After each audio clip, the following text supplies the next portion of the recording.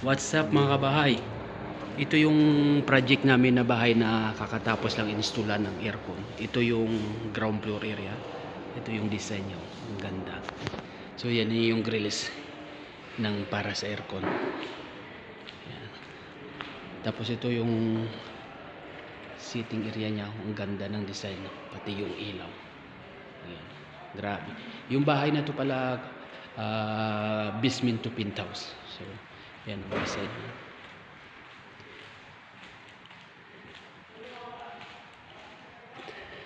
Tapos ito yung dining niya, nililinis na. Yan. Ito yung design niya. Yan. Tapos yun ang inside kitchen niya. Kasi easy yung naka-install dyan. Yun na yung aircon namin. Pinapalinis na to kasi magpa-final coating na sila. Tapos pwede na to ma-start yung aircon. Saka pwede na malipatan. Ito yung unang kwarto dito sa ground floor. Yan ang kasi easy yung nilagay namin dyan. So, ang laki ng kwarto. So, ito yung toilet niya sa wash area. So, ito naman yung mga grills ng aircon namin para dito sa area na to. Yan. Tapos, ito yung elevator niya. Marmol pa yung design sa gilid. Ngayon, pupunta tayo ng basement. Yan. Nagpipinis na rin sila dito sa basement area.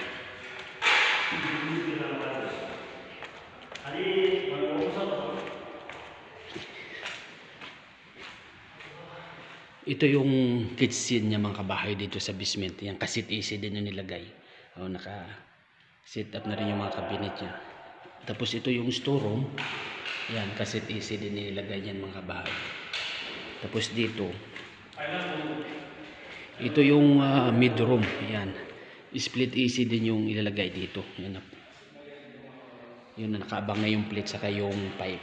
Napakalaki din tong kwarto na to ng house niya.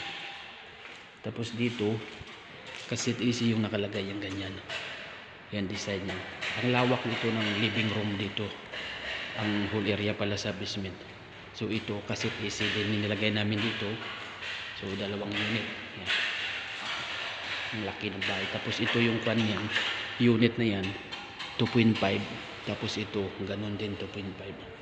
So punta tayo dito sa first floor na naman mga kabahay.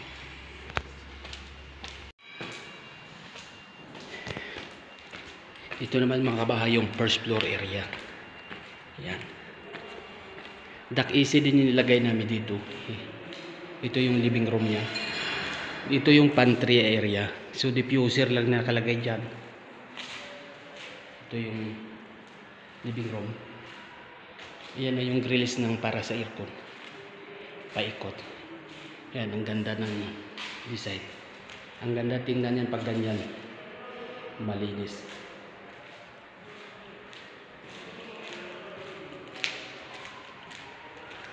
Tapos dito. Ito kwarto. Wall splitting lalagyan namin nakabang na yung plate saka yung tubo.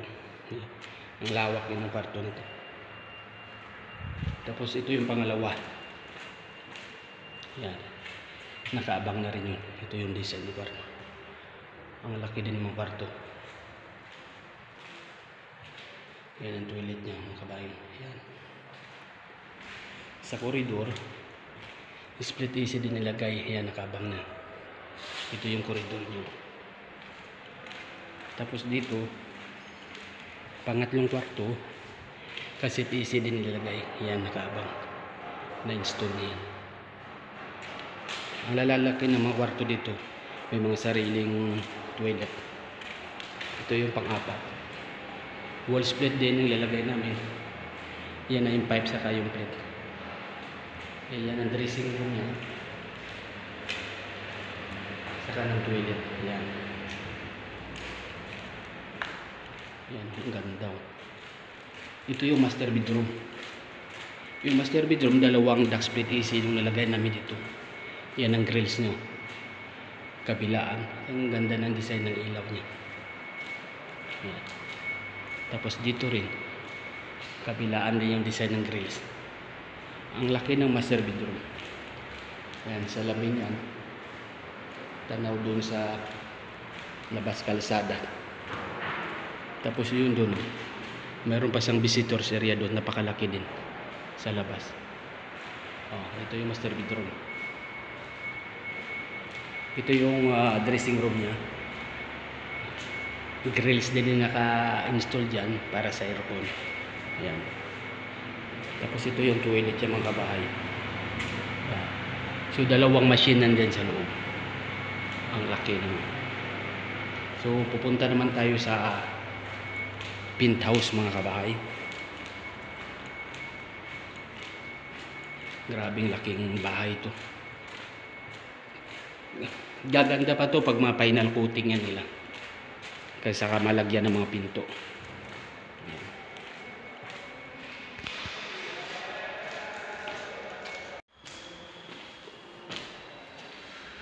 Ito naman yung penthouse area mga kabahay. Pag akyat mo, ito yung wall split na aircon dito. Nakaabang na yung pipe saka yung tube. Yung plate. Ito yung sa elevator niya. Ito yung toilet dito. Tapos dito sa corridor mayroong floor type na AC. Ito yung mini pantry dito sa penthouse. Tapos dito kwarto, sarado lang to. May gamit sa loob. Tapos ito ganun din. Tapos ito yung pangatlo. Yan. Nakaabang na yung pipe. It's complete. Ayan sa labas niya yan. Yung visitors area. May 5 AC doon yung ikakabit din.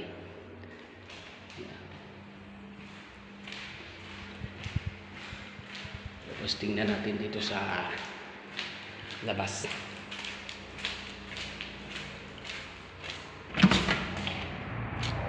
Ito yung sa labas mga kabahay. Yan. Na-deliver na rin yung mga machine. I-install na lang to ng mga kasamahan ko. Yan. Tapos marami doon yung machine din sa taas. So ito yung kabuuan na view ng bahay na basement to penthouse. Napakaganda at napakalaki.